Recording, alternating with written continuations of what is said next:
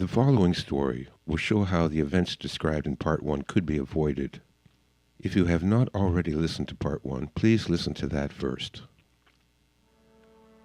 Let's say there is a perfect family living the American dream.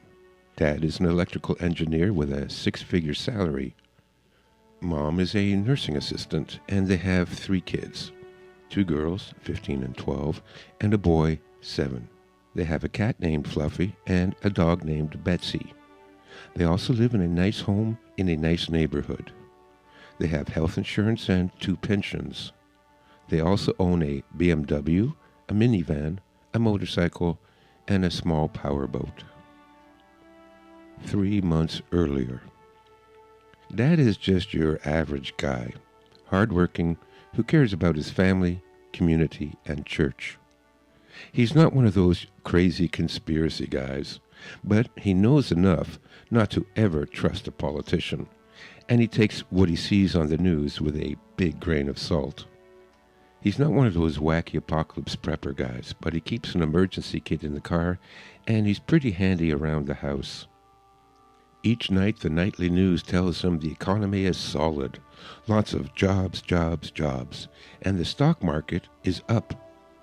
But driving into work each day for the past few months, Dad noticed that there were more and more empty office spaces, that there are even a couple of prime retail locations that have closed down. One time, he went off his regular route and drove past a homeless camp set up under one of the overpasses. If the economy is doing so well, why are businesses still closing down? And if there are so many jobs, why are their whole families living in the streets? Dad felt uneasy, and it reminded him of a conversation he had as a young man with his grandpa, who was just a boy during the Great Depression. Grandpa told him stories of what life was like then, how they were always cold and hungry. Granddad told him that they should always have 3 months' worth of food stored away. 6 months would be even better. That was a long time ago, and Dad never thought much about it since, but he did know that he would never want his family to suffer like Grandpa did. That weekend, Dad sat at the computer and did a lot of research. Mom wanted to know why Dad was so serious and what he was researching, but Dad told her, "I'll tell you everything once I've got this figured out." On Sunday night, Dad called Mom aside and told her of his plan. Mom didn't like it and thought Dad had gone off his rocker. But Dad explained it was just like an insurance policy, something to keep the family safe. And besides, if nothing happened, there is still value they could reclaim from their efforts. Dad reminded Mom of the stories Grandpa used to tell, and she reluctantly agreed to go along with his plans. Then Dad called the kids in and told them that for the next 3 months, all their classes will be on hold, that they will be enrolled in special classes that Dad had chosen for them. And those new smartphones everybody wants for Christmas? Not happening this year. They'll just have to use their old phones for a while longer. The kids were not happy about the news, but Dad understood that to be a good father, you sometimes need to be a good general. A general that has to make hard decisions to keep his troops safe.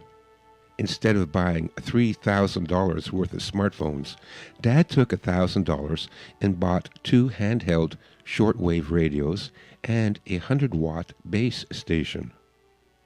Mom and Dad would each keep one of the portable radios in the car, and the base station would be set up in the study. If ever the phones went out, the family would still be able to talk to each other if they were separated, and they could also tune in and get news from around the world. Then he used the rest of the money to buy a 9mm pistol and a 12-gauge shotgun for himself.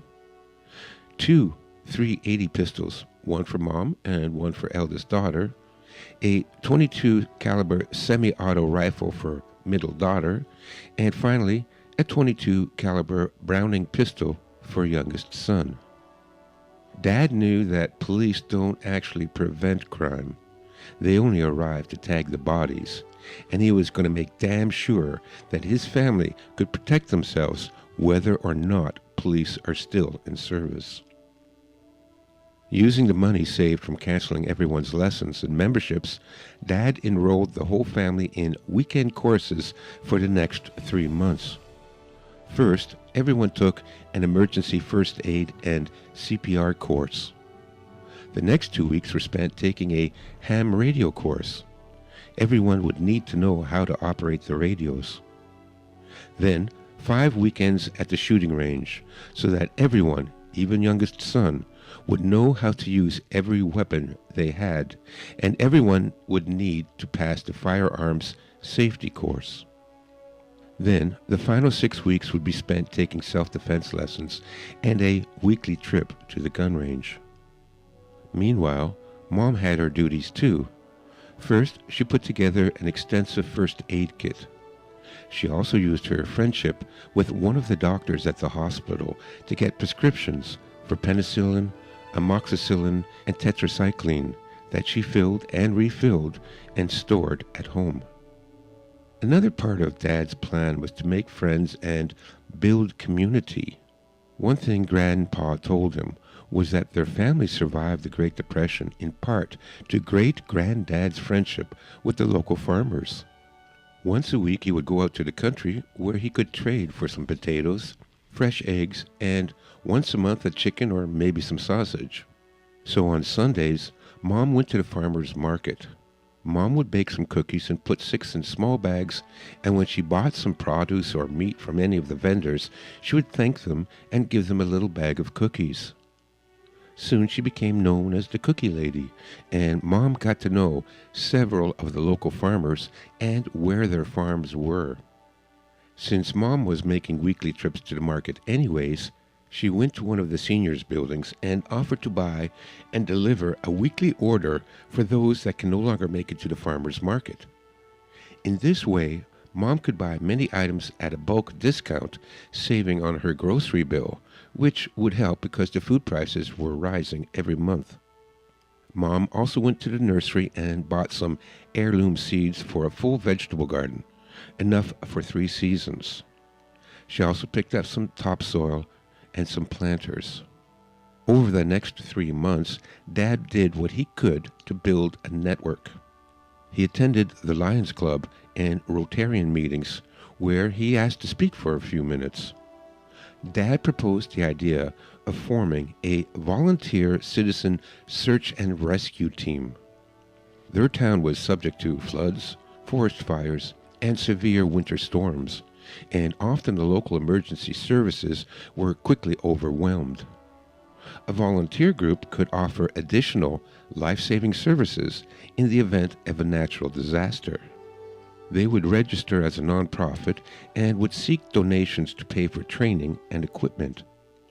Once a month, they would meet at one of the library meeting rooms, where they would bring in different instructors in first aid, CPR, and search and rescue. Then they bought bright red jackets with Volunteer Search and Rescue emblazoned on the back and Red Cross and team patches on the front. Then each member would be outfitted with radios, flashlights, medical kits, ropes, and other equipment. Volunteer disaster response groups usually work in coordination with local police and fire departments, so this would give Dad an opportunity to make contacts with local law enforcement and first responders. In this way, Dad was able to assemble, equip, and train a small group of rugged men and women that could work together as a team. During peacetime, they would provide life-saving services to their community. However, during war and civil unrest, such groups often morph into paramilitary and guerrilla units.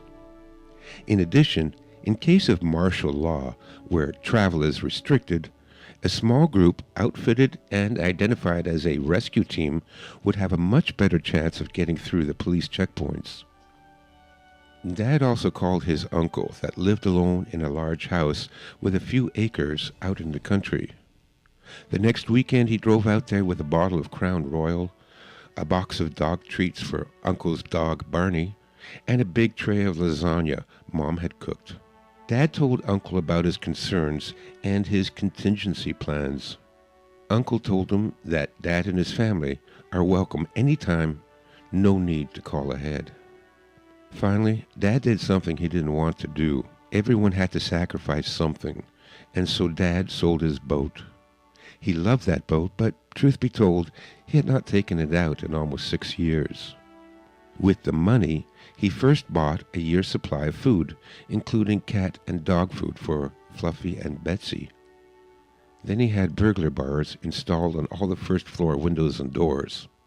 He also bought a diesel generator and built a soundproof plywood box in the garage to store it in.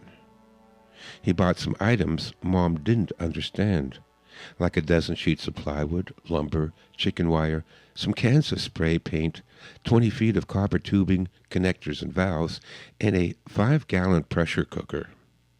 With the money he had left, he bought a few dozen ounces of silver bullion and an ounce of gold in 5-gram bars. Week 1. At dinner one night, Mom tells Dad that a quarter of the stores in the mall have shut down and that food prices have nearly doubled. Dad had some worrying news too. The company he works for is planning to lay off 20% of the workforce.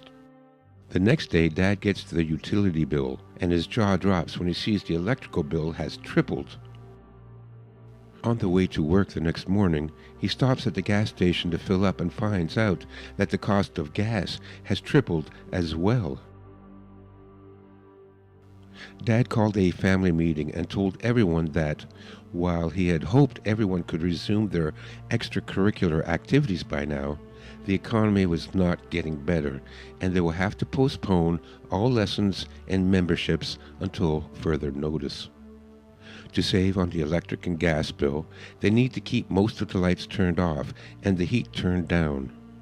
Everyone will need to wear a sweater in the house. Also, Mom and Dad will have to carpool to save on gas. That weekend, Dad sells the BMW and buys a 10-year-old compact 4-cylinder rice burner. His co-workers and neighbors snickered and rolled their eyes when they saw Dad driving an old beater. But Dad had his reasons. In addition to saving on gas, this car won't attract the kind of attention the BMW did, and thus is less likely to be stolen or carjacked. Week 2. The next week, Mom goes to buy groceries, but discovers that the farmer's market has closed. She drives through town looking for a grocery store that's still in business, passing storefront after storefront that has been closed down. She finally finds a store open and goes inside. Half the shelves are empty, and the bread now goes for $25 per loaf and milk at $50 a quart. Mom decides she's not going to pay those prices. They would just have to draw on their emergency supplies until prices come down. Mom called a couple of the farmers she befriended at the farmer's market and asked if they had any food to sell.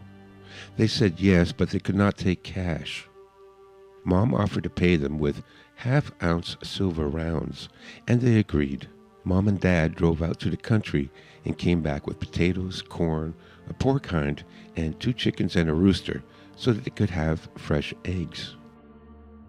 On the way back, they drive past the seniors' building to tell them the bad news about the market closing down. But the building was empty and the doors chained.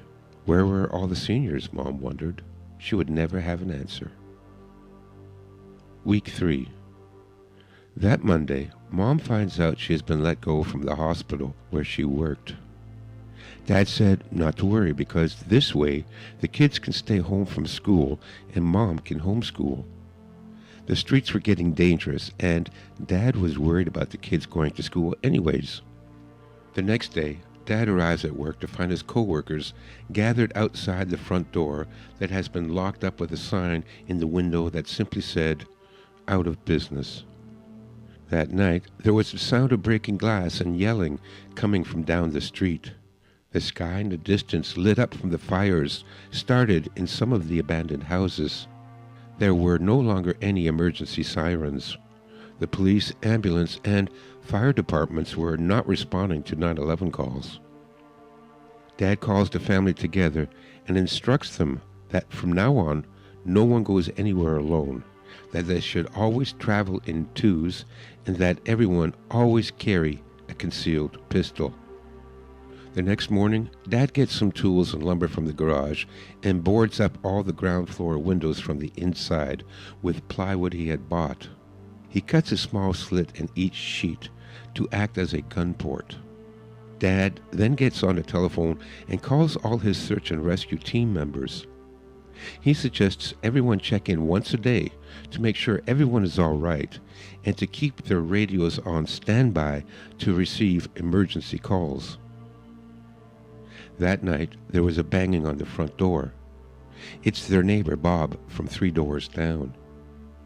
He came to check in on the family and thanked Dad for his advice. Bob had bought some emergency food supplies, and that while the rest of the neighbors were going without food, Bob and his family are well fed and safe. The next day, there was a letter from the township announcing the property taxes had been quadrupled and made retroactive, and that they now owe $9,000 in back taxes. The electric bill had doubled again.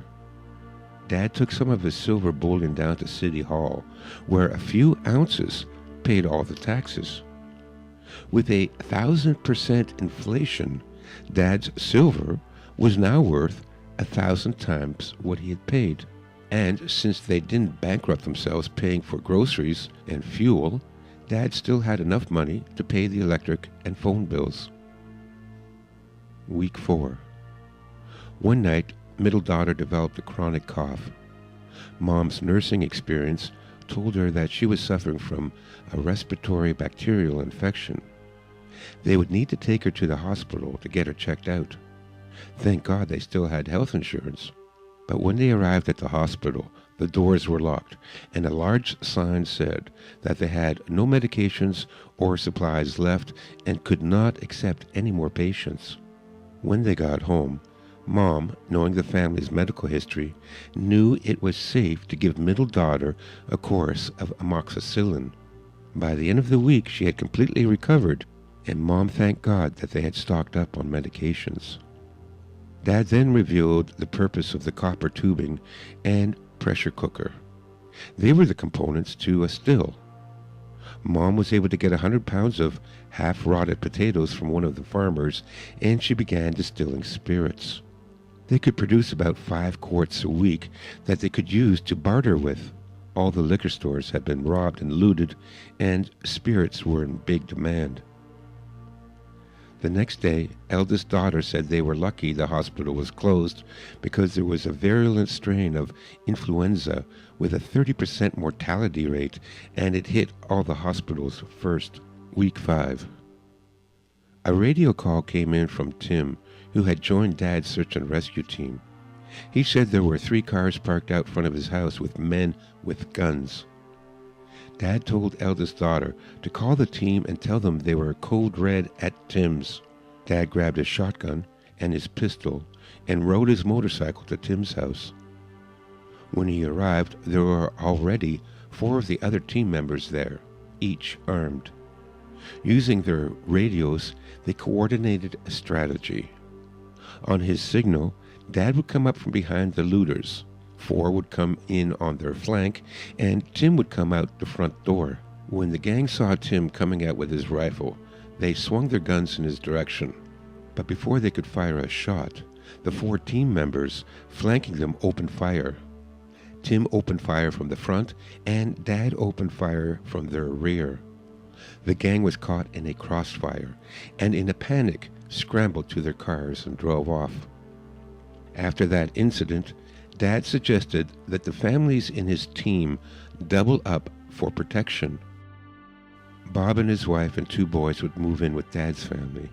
With 4 adults in one house, they could take turns during the night to keep watch. Tim and the other team members agreed. Having 2 families in one house improved security and helped with the logistics. The next night, Tim's house was burned down. But Tim, his family, and all his supplies had already moved in with another teammate a mile away. Week 6. Eldest daughter took a keen interest in the ham radio and would monitor various frequencies for hours. She scanned for news reports and chatter from all over the world, and each day after dinner, she would tell the family what was going on in what everyone called the nightly news. The news was grim. Martial law was declared throughout the country.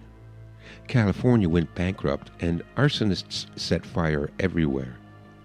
Without money, there were no firefighters to respond, and half of California was on fire, with millions of homes and businesses destroyed. Every large city across the country had whole neighborhoods burned down. The influenza virus had spread across the globe, and the death toll was in the millions. Europe was even worse. There were widespread food riots in China. Similar events were occurring the world over. To keep up morale, Mom and Bob's wife organized nightly activities. There was art class, game night, story night, and on Saturday, music night. A few days later, a radio call came from one of the police officers Dad had met during his training with the search and rescue team. Officer Friendly told Dad that the National Guard is scheduled to arrive in town in 2 days, but they were not there to help. There was an order issued under martial law making it illegal to hoard food. They were going to do a house-to-house search to confiscate any firearms and food. Dad radioed all his team members to warn them to hide their food and firearms. Then Dad threw some furniture, garbage, and clothes in the front yard. He then broke all the windows and used the spray cans to spray graffiti and gang tags all over the house. He then spray painted the universal symbol used by urban search and rescue teams to mark the front of the house. The symbol stated that the house had been searched and 3 bodies recovered. With luck, the soldiers would deduce that the house had been looted by gangs, the inhabitants murdered, and a search and rescue team had come around to remove the bodies. Then Dad hid 90% of the food and all the firearms in a hidden space between one of the walls. He then took 10% of his food supplies and hid them in a box in the closet. He also retrieved his great-grandfather's .45 caliber pistol and kept it on him. Dad's plan was that if they were to be searched, he could give up the old pistol and the month's supply of food, and hopefully that would placate the soldiers. Over the next few days, eldest daughter monitored the ham radio and listened in on the military chatter. An army truck rolled past the house twice, but they didn't stop. Half the town had been looted already, and for the soldiers charged with searching for food and guns, going into a house that looked like it had already been looted was just a waste of time. Week 8. Eldest daughter received another radio call from Officer Friendly. He warned Dad that the National Guard and UN troops were going to make another, more thorough sweep of the town. But this time they were rounding up people to be relocated to a FEMA camp. Whatever you do, don't let them take you to a FEMA camp, he warned Dad. Dad couldn't risk staying in town any longer. They would have to go to Uncle's country house. Dad called an emergency meeting to discuss the idea of evacuating to the country with his team.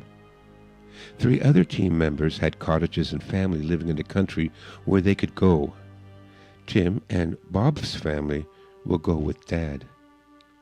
There were still military roadblocks on every major road out of the town, but Dad knew that there was a paved bicycle trail that ran along the river and ended up on the outskirts of town. From there, they could take the back roads to Uncle's house and bypass the roadblocks. Dad, Bob, and Tim loaded up their vans, trucks, and cars, taped over their brake lights, and in a convoy of 8 vehicles, they left at 3 a.m. and drove along the bicycle trail with their lights off, staying in touch with their radios. Dad rode a quarter-mile ahead on his motorcycle to scout for possible trouble.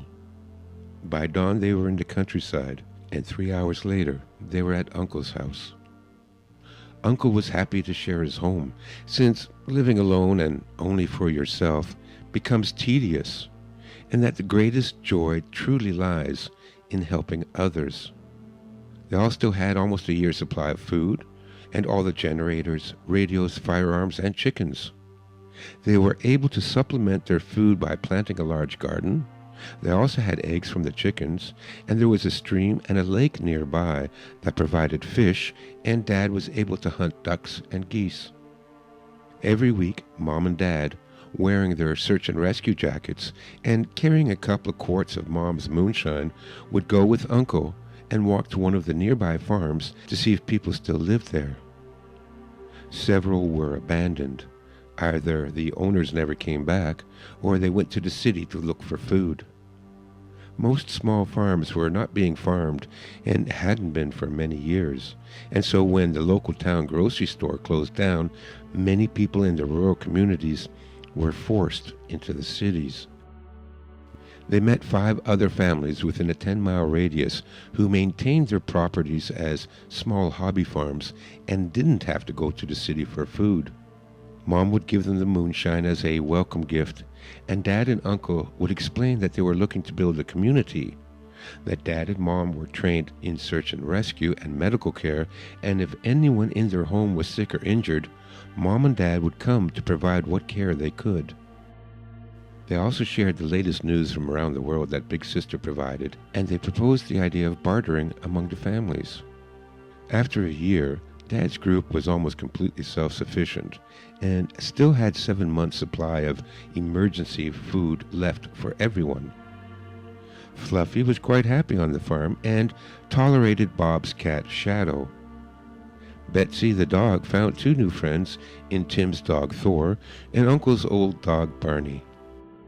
Mom and the other wives and daughters decided they needed to have a celebration, and so they planned a giant potluck dinner and invited all the 5 families to attend. Mom supplied the moonshine and wine she had been brewing, and Dad powered up the generator and hung Christmas lights along the trees and brought out Uncle's stereo, and they danced to classic rock and country. Then everyone gathered around the bonfire and told stories of what happened in the past year. The event was such a success that they all agreed to do it again every 3 months on the solstices and equinoxes.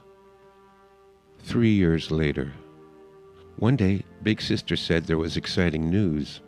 A provisional government had been established, and that a new currency in the form of a microchip implant was being issued. The power had been restored to a large part of the big city, and because so many had died during the Great Hunger, qualified people were urgently needed. Nursing assistants and electrical engineers were guaranteed a job in the city. That night, Mom, Dad, Uncle, and the kids sat around the campfire under the stars and discussed what they should do. Uncle said they were welcome to stay forever as far as he was concerned. Dad didn't like the idea of being microchipped just so he could work in the big city again. It sounded like another slave plantation scheme. Mom didn't look forward to going back to work in a big hospital, especially since there could be another outbreak of disease at any time, and she could risk infecting the entire family. Big Sister had become almost as popular as she was on Facebook through her radio interaction, and she had friends from all over the world. She was also fond of one of the neighbor's boys, and so she was in no hurry to return to the city. Middle Sister learned from Mom how to grow medicinal herbs and treat various illnesses, and she was becoming an expert healer. She also had a crush on the younger brother of Big Sis's boyfriend. The youngest son had taken to the country and become an excellent fisherman, hunter, and expert at gathering wild edibles, and loved nothing more than roaming the countryside with his shotgun and Betsy the dog trailing along. They then took a vote. All in favor of going back to the city, raise your hands. Well, it's unanimous, said Dad. We're not going back. Thank you for listening. This story is just a fiction for now. When our society collapses, as all eventually do, it could go down in numerous ways. This is not meant as an exact prediction. Likewise, the solutions I describe may or may not work, depending on your situation. My intent is twofold. First, to scare people that have become complacent into doing something. Part 1 is meant to show that no matter how well off you are, or how many toys you possess, if you did nothing to prepare, you will go down just as fast as everyone else. Part 2 is meant to illustrate how working together with a few people you can trust is a major factor in survival. But more than just survival, it is the key to the survival of our civilization. Whether the end comes through war, pandemic, or economic collapse, the cause will always be the result of the degenerate, psychotic psychopaths that rule our world. And look what they have done. We no longer have our own countries. We no longer have our own communities. We no longer have families. We don't even have our own gender anymore. Why? Because it makes us weak, vulnerable, and dependent on the state. They know that a family, united by the bonds of common values and a common purpose, could change an entire community. That a community, united by the bonds of common values and a common purpose, could change an entire country. That a nation, united by the bonds of common values and common purpose, could change the world. Please support my work by buying a copy of my book, The Art of Urban Survival. It contains most of the information you need to survive this scenario. And finally, if you can spare it, donate a couple of bucks to help me finish my next book that will fill in the crucial key to survival: how to form a community for mutual aid and support during the hard times. Thank you.